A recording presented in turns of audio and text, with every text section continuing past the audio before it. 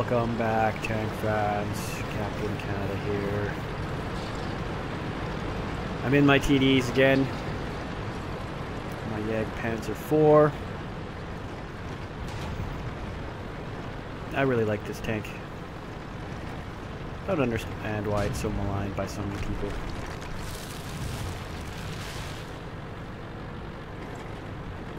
We are on the new Runeberg, and I am top tier. It is mostly a tier 5 game. And I'm gonna set up shop right up around here to see if anyone tries to push in through this area here. And you'll see that most of our team has headed off into the town, especially most of the heavier tanks. The Churchills and the King 1s and the King MS.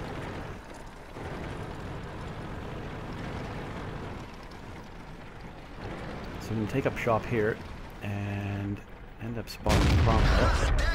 I'll pop him once, pop him twice, and then he pulls him behind a building.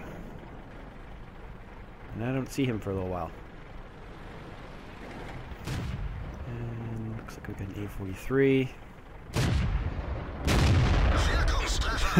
Was really surprised that shot went in. That was pretty funny. I didn't think that would actually work. I thought it would probably bounce off his turret, but it ended up hitting him, so I was happy. And to my left, Arson's in his KV2. And we got shots at Sid. So hit him once. Now, one thing I will probably I'm going to end up trying is this tank with the L56 instead of the L70. I know the pen's not as good, and that's primarily why I don't use it. I like how fast this gun aims. I like how accurate it is. But I should probably try and drive it with the other gun. It does have higher alpha. Doing almost twice as much.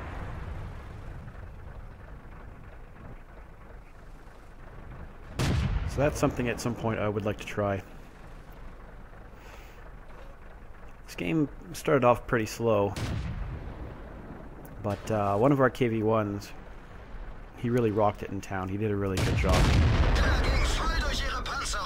Unfortunately, I was only able to see him for a split second before he went invisible, and now I can't see him anymore.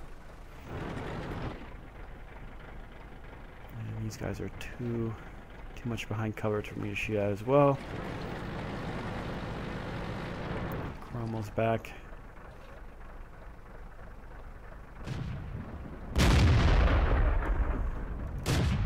Ah, there we go. Things are looking a little bit better now. I really would like to shoot the Hellcat.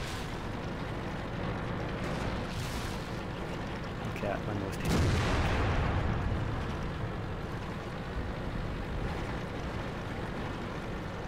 It's at this point here where I pretty much was like, Arson, we gotta go. We gotta take out this flank, and then we can push around over to the rest of the city and stuff. And I got a couple shots in with the Leopard here, and he didn't even move. I was really expecting for him to move, and that never happened. So I'm gonna go and rush the Hellcat now.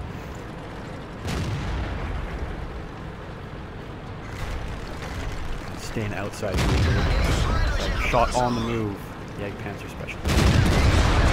Boom!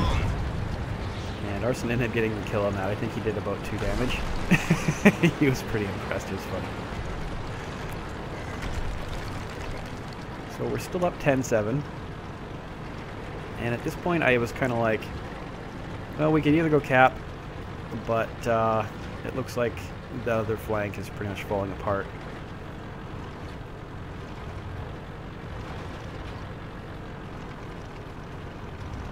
So I'm going to head down to this end of the road here, where I can try and get shots in through here. Because the one thing I found is the closer I get to anything with this tank, the faster I die. And so I'm going to put these rocks here. They're just screwing with me. And I wasn't paying attention again, and I ran into the invisible boundary. Well, it's not really invisible. It was invisible to me because I was driving like an idiot. And I'm trying to get some shots in here at the Tog, but I don't know where they were going. I'm not sure if there was something in front of him, or I was hitting something weird. Yeah, it just was kind of... I think there was these, some of these were eating my shells or something, I don't know. The stuff just wasn't hitting him. I think I was maybe shooting the Churchill. So I relocate a little bit, and now I think I can do it. Again. And I always shoot at the turrets of the Tog. I find that it's easier to penetrate. And they're a big target, and there's pretty much no sloping in the turret. On the front of the hull, they're sloping. So that was a pretty uneventful game for this tank, but I ended up doing over 2,000. Well, no, it wasn't over 2,000. It was 1,992 or something. So almost 2k damage, and got 3 kills out of it. And we ended up coming back and taking out these tanks that were coming down from this way. But all in all, did pretty well. And Boomer here in the KV-1, he did actually the most damage in the game. He did 2,400 damage, so he was a real hero. And ended up doing almost 2,000 myself. So later on at some point, I will be trying the upper gun, the L56. We'll see how it goes with that. But I got another game with this tank, and we can see how good I do in that one.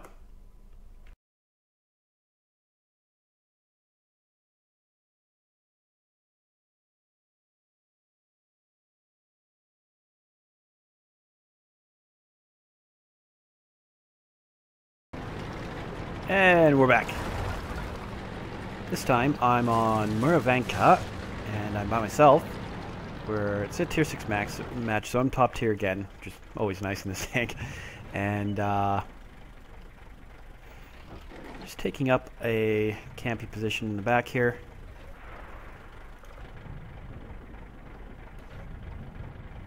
I missed a shot on that guy. I don't feel too bad about it though.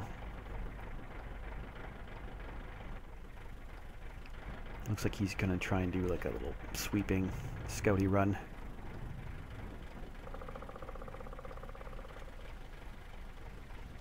This was one of the earlier games I had in this this tank destroyer, and as you can see that the other team has another captain on it, Captain Usher. Probably not the Music Star Usher.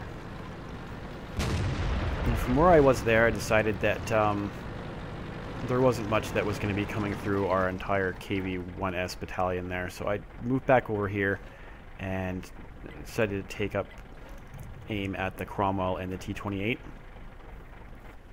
I'm at pretty long range. I'm right at the very boundary of where I can draw. So I move up a little bit more. And spot the M3 Lee. And this is when I had about a 75% crew in this tank, so everything's taking a little bit longer than usual.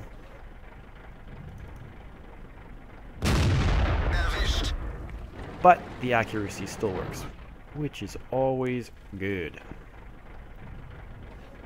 Doesn't look like I'm going to get a shot at the KV-1S. He's really far away. And at some point here, some of these guys are going to try and make a rush for us. So I move up, and I probably really didn't need to, but I decided to anyway because some of the other guys on the other team, on the other side there, were doing it. I ended up getting tracked by the Cromwell, but this is not a good engagement for him. He has no frontal armor. So I hit him again. And that one tracked him, and now I'm just going to keep him tracked. There's not much you can really do about it. I'm just going to keep shooting him. And this tank just shoots so fast, there's nothing that he can do to stop me. And the M3 Lee. The M3 Lee is the M3 Lee. And I don't even think he could shoot me because that rock was in the way. So that's 2 kills down. And I'm going to go try and make sure that there's no one else back in this area here in the back corner of the map. And then I'll go up and I'll help our T-14 against the AT-8 because that is not a good engagement for the T-14. And bounced a flush shot on the AT-8. Not once, but twice. And that one finally went in. Take out KV-1S because he wanted to pop his head in there. And our T-14 isn't looking too hot right now. I've only been able to hit the AT-8 once. Let's see if I can do it. Yep. Got him with another one, but he ends up taking out our T-14. And that shot ended up tracking him. Then he repaired. And I'm pretty sure at this point he can't actually see me, because I'm shooting through that tree, and Chi Nu is spotting him. And I'm trying to shoot his spot, his hatch up there, but he pulls enough behind the building that I can't really get a great shot at him.